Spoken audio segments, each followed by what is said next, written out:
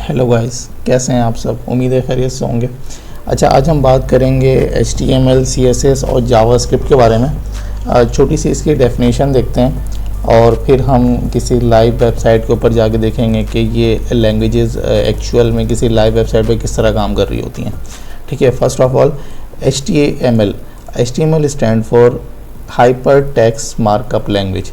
ये web pages बनाने के लिए स्टैंडर्ड लैंग्वेज है जो टैग का यूज़ करके कंटेंट को स्ट्रक्चर करती है, जैसे कि टेक्स्ट, इमेज और लिंक्स या पैराग्राफ। ठीक है, बेसिकली अगर आसान अल्फाज में बताऊं तो ये एक टैग बेस्ड लैंग्वेज होती है जिसके ज़रिए हम किसी भी वेबसाइट का स्ट्रक्चर बिल्ड करते हैं। ठीक है, अच्छा, आप वेबसाइट का स्ट्रक्चर एक्चुअल में क्या होता है, कैसे होता है, ये भी लाइव शीट पर जाएंगे, लाइव वेबसाइट पर जाएंगे तो फिर इस चीज़ को देखेंगे। ठीक है, नेक्स्ट है हमारे पास CSS stand for cascading style sheet. ये एक स्टाइल शीट लैंग्वेज है जो कि HTML एलिमेंट्स की शक्ल और डिज़ाइन को कंट्रोल करती है, जैसे लेआउट, कलर्स, फाउंड और रिस्पॉन्सिवनेस। अच्छा, अब जो भी कुछ हम जैसे कि वेबसाइट का हम स्ट्रक्चर बिल्ड करते हैं HTML language, tag based language के ज़रिए, तो अब वो तो स्ट्रक्चर बिल्ड हो गया। अब उसके अंदर जो भी स्टाइलिंग हमें करनी है, कि जैसे अगर मैंने एक लाइन लिख दी पैराग्राफ ना, जैसे हमने लिख दिया कि ये हमने जैसे ये वाली एक पैराग्राफ ही लिख दिया किसी वेबसाइट के ऊपर, तो अब मुझे इस पर स्टाइलिंग करनी है। स्टाइलिंग क्या, जैसे कि इसका फाउंड साइज़, इसकी जो ये टेक्स्ट का साइज़ है वो क्या होगा, कलर कौन सा होगा, फाउंड कौन सा हम यूज़ करेंगे, क्या मुझे इसको किसी बॉक्स के अंदर शो करवाना है, तो ये सारी चीज़ें, तो इन सारी चीज़ों को कंट्रोल कर रही होती है हमारी कैस्केडिंग स्टाइल शीट। ठीक है, अच्छा, इसमें लेआउट क्या चीज़ होती है। लेआउट जैसे कि जब हम किसी भी वेबसाइट को ओपन करते हैं तो हमें जैसे ही उसका फर्स्ट इंटरफेरेंस नज़र आता है ना, कि जैसे अगर हम फेसबुक को लॉगिन करते हैं तो हमें दिखता है कि चैट वाला हिस्सा एक तरफ है, अच्छा उसके अंदर पोस्ट वाला हिस्सा एक तरफ है, पूरा सेक्शन बना होता है, तो वो पूरी चीज़ें एक लेआउट होती हैं किसी वेबसाइट्स की।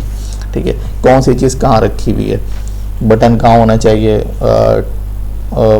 टेक्स्ट इनपुट फील्ड कहाँ होनी चाहिए, या अदर एलिमेंट जो उसके अंदर है वो कहाँ होनी चाहिए, ये होता है लेआउट। अच्छा, रिस्पॉन्सिवनेस क्या होता है, ये एक तरह की स्क्रीन कंट्रोल लॉजिक्स होती है कि हमारी जो वेबसाइट्स हैं वो हर टाइप के स्क्रीन में उसके जो कंटेंट है वो ठीक तरह नज़र आए। अब जैसे कि एक वेबसाइट को हम लॉगिन करते हैं अपने एक बड़े लैपटॉप की स्क्रीन पे, तो उसके अंदर जितने भी एलिमेंट हैं वो सारे अपनी अपनी जगह पर नज़र आएँ जिस तरह हमने उसको स्टाइल किया है। ठीक है, अब वही चीज़ अगर मैं मोबाइल पे ऑन कर लूँ वेबसाइट को तो वो किस तरह दिखेंगी। ठीक है, तो असल में स्क्रीन हम साइज़ जो चेंज कर रहे होते हैं उसके ऊपर हमारी वेबसाइट किस तरह रिएक्ट कर रही होती है, तो उस चीज़ को हम कहते हैं रिस्पॉन्सिवनेस। ठीक है, अच्छा, अब बात करते हैं हम जावास्क्रिप्ट के बारे में।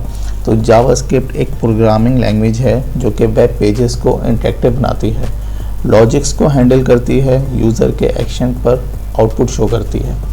ठीक है, बेसिकली ये एक हमारे पास स्क्रिप्टिंग लैंग्वेज है, प्रोग्रामिंग लैंग्वेज है, जो कि हम अपनी वेबसाइट्स के ऊपर जो हम यूज़र्स से किसी भी तरह का इनपुट ले रहे होते हैं, मतलब यूज़र हमारी वेबसाइट पे आता है, किसी भी वेबसाइट पे जाता है, वो वहाँ पर किसी बटन पे क्लिक करता है, किसी इनपुट फील्ड पे कोई चीज़ टाइप करता है, कोई चीज़ सबमिट करता है, तो उसके एक्शन के ऊपर क्या रिएक्शन होगा या क्या आउटपुट शो करेगी वेबसाइट, तो वो सारी लॉजिक्स, वो सारा काम जावास्क्रिप्ट के ज़रिए हैंडल हो रहा होता है। सो गाइस, अब हम कोई एक वेबसाइट यहाँ पर ओपन करते हैं एग्जाम्पल के लिए। जैसे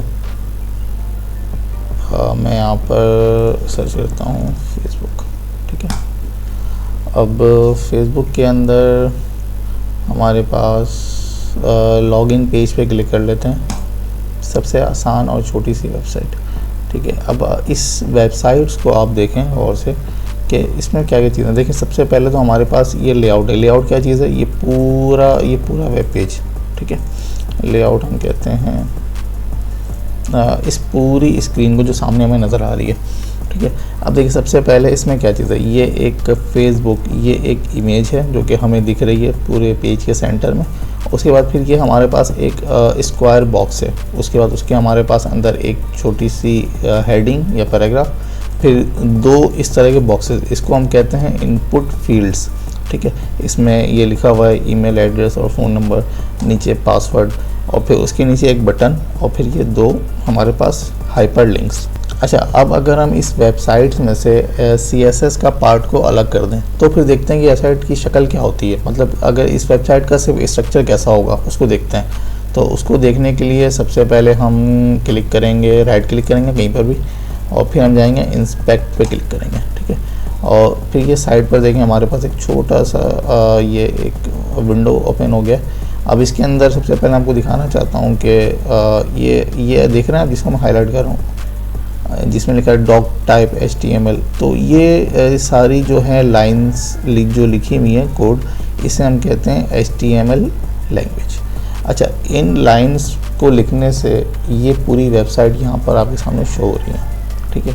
अब इनमें से जैसे कि मैंने बात की कि इस पूरी लाइंस में से, सारे कोड में से हम CSS के हिस्से को अलग कर देते हैं, फिर देखते हैं कि इसकी शक्ल क्या होगी, ठीक है। तो अब मैं CSS के हिस्से को यहाँ पे अलग करता हूँ। तो देखें, जैसे मैंने CSS को रिमूव किया इस वेबसाइट से, इस वेब पेज से, तो उसकी शक्ल क्या हो गई है। सबसे पहले हमारे पास जो कि फेसबुक सेंटर में लिखा आ रहा था छोटा सा ऊपर, तो वो एक इतनी बड़ी सी एक पूरे पेज को उसने कवर कर लिया। ये एक इमेज है, चूँकि ये एक इमेज है, ठीक है। उसके बाद देखें यहाँ पर ये लॉग इन टू फेसबुक, जो कि स्क्वायर बॉक्स के अंदर सेंटर में ऊपर लिखा आ रहा था। फिर ये दो इनपुट फील्ड्स जिसका मैंने आपको बताया था, यहाँ पे ईमेल डालते हैं, यहाँ पासवर्ड, ये लॉगिन का बटन किस तरह हो गया। अच्छा, फिर ये नीचे उसके लिंक्स, और ये फिर बहुत सारे लिंक्स जो कि उस वक्त वहाँ पे CSS के वहाँ पर वो हिडन हुए थे, ठीक है। तो ये है एक वेबसाइट का स्ट्रक्चर। जब इस पर CSS अप्लाई होती है तो ये कुछ इस तरह दिखने लगता है ना। CSS में हम कर यही रहे होते हैं, क्या कर रहे होते हैं, इस स्ट्रक्चर को स्टाइल कर रहे होते हैं। जैसे हमने पहले एक बॉक्स बनाया, बॉक्स के अंदर फिर हमने दो इनपुट्स फील्ड को इसकी साइज़ को बड़ा कर दिया, ठीक है। और उसके ऊपर जो वहाँ पर हेडिंग थी उसको उसके सेंटर पे ले आए, बटन को इस साइज़ के बराबर कर दिया, इसका कलर ब्लू कर दिया। तो ये सारी चीज़ें कंट्रोल होती हैं हमारे पास CSS से। CSS में देखिए हमने क्या पढ़ा था, CSS में भी हमने यही पढ़ा था कि कैस्केडिंग स्टाइल शीट, ये एक स्टाइल शीट लैंग्वेज है जो कि HTML एलिमेंट्स की शक्ल और डिज़ाइन को कंट्रोल करती है। बिल्कुल यही चीज़ है, ठीक है, इसको कंट्रोल कर रही है। अब बारी है जावास्क्रिप्ट को देख लेते हैं। जावास्क्रिप्ट में क्या चीज़ है। अब देखें जैसे ये एक पासवर्ड वाला एलिमेंट है। अब जैसे मैं यहाँ पे लिखता हूँ ABCDEFGH, यहाँ पे एक पासवर्ड ये शो हो रहा है डॉट डॉट डॉट की शक्ल में, और सामने बस यहाँ पे शो हो रहा है एक आई का आइकॉन ना, ये एक बटन है। अब जैसे ही मैं इस पर क्लिक करता हूँ तो जो भी कुछ मैंने टाइप किया है ये मुझे टेक्स्ट फॉर्म में दिखा देता है, एक्चुअल फॉर्म में। तो ये जो फंक्शनलिटी परफॉर्म हो रही है कैसे हो रही है, तो असल में ये जावास्क्रिप्ट के ज़रिए हो रही है, ठीक है। अब मिसाल के तौर पे अगर मैं जावास्क्रिप्ट को डिसेबल कर दूं इस वेबसाइट से, तो फिर क्या ये फंक्शनलिटी काम करेगी नहीं करेगी, इसको चेक करते हैं, ठीक है। तो अगेन राइट क्लिक करते हैं, इंस्पेक्ट पर क्लिक करते हैं, ये हमारे पास विंडो ओपन हो गई, और यहाँ पर हम जो है इस सेटिंग वाले बटन पे क्लिक करेंगे, ठीक है। और फिर यहाँ पर इसको नीचे मूव करेंगे और ये देखिए ये हमारे पास शो हो गया, ठीक है, डिसेबल जावास्क्रिप्ट। अब मैं इस पर चेक लगाऊंगा और वेबसाइट को एक बार करूँगा रीलोड। अब देखें क्या हुआ। अब यहाँ पे मैं ABCDEFGH कुछ भी लिख दूँ, ये जो यहाँ पे साइड में एक बटन शो हो रहा था वो यहाँ पर शो नहीं हो रहा, बस उसके एक हल्की सी जो है ना वो जगह हाईलाइट हो रही है, और वहाँ पे मैं क्लिक कर रहा हूँ तो भी वो काम नहीं कर रहा, ठीक है। तो क्या हुआ, जावास्क्रिप्ट हमने यहाँ से डिसेबल कर दिया, ठीक है। चलें यहाँ पे तो इसका एक छोटा सा यूज़ है, एक और अच्छी सी वेबसाइट पे इसका यूज़ भी अच्छी तरह समझते हैं। अब एक वेबसाइट खोलता हूँ मैं, ठीक है, यहाँ पे लिखता हूँ कैलकुलेटर, ठीक है, कैलकुलेटर की एक वेबसाइट है, इसको खोलते हैं, ठीक है। अब ये देखें, अब जैसे ये कैलकुलेटर है, मैं अब टाइप कर रहा हूँ 1 2 3 4 5 6, ठीक है। अब इस पर ये कैलकुलेटर वर्क भी कर रहा है, कैसे कर रहा है इसको देखते हैं, ठीक है। जैसा मैं अब 10+10 कर दूँ तो देखें कैलकुलेटर वर्क कर रहा है, ठीक है।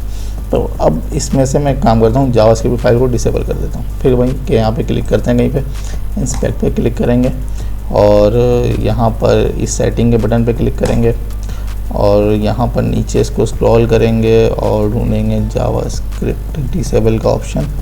जैसे ये मिल गया हमें जावास्क्रिप्ट डिसेबल, इस पर हमने चेक लगाया और इस वेबसाइट को किया रीलोड।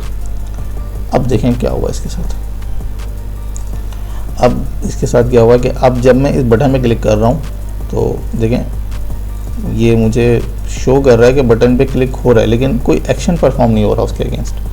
2 3 5 4 जिस पे भी क्लिक कर लूँ अब ये वर्क काम नहीं कर रहा। क्यों? क्योंकि इसकी फंक्शनैलिटी वाली फ़ाइल को हमने इस पूरी वेबसाइट से अनलिंक कर दिया। तो असल में इस तरह की सारी चीज़ें जो हो रही होती हैं किसी वेबसाइट पे, वो एक जावास्क्रिप्ट लैंग्वेज की बेसिस पे हो रही होती हैं। सो गाइस, उम्मीद है कि आपको HTML CSS और जावास्क्रिप्ट जो मैंने समझाया है बहुत आसान अल्फाज में समझ आ गया होगा। ठीक है, अगर ये वीडियो पसंद आई है तो प्लीज़ वीडियो को लाइक करें, शेयर करें और सब्सक्राइब करें। ठीक है, मिलते हैं नेक्स्ट वीडियो में। अपना ख्याल रखिएगा। अल्लाह हाफ़िज़।